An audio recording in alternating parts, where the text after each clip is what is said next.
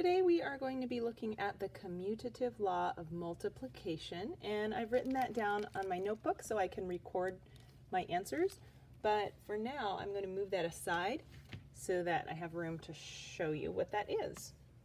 Okay, so let's start with an example. 3 times 4 equals.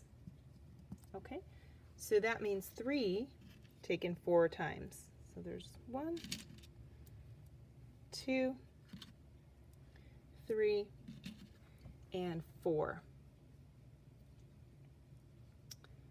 All right, and how much do we have? Yeah, we have 12. And I'm going to show the product or the answer over here. So 12 is 110 and a 2.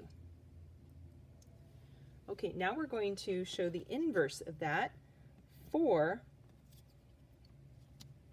times 3 equals.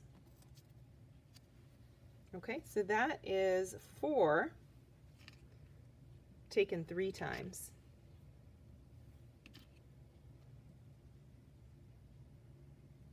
And how much do we have this time?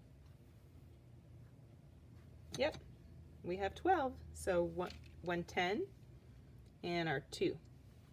Okay, so 3 times 4 equals 12, and 4 times 3 equals 12. So with the commutative law, the order of the factors does not change the product. Okay, so you can try this with other problems.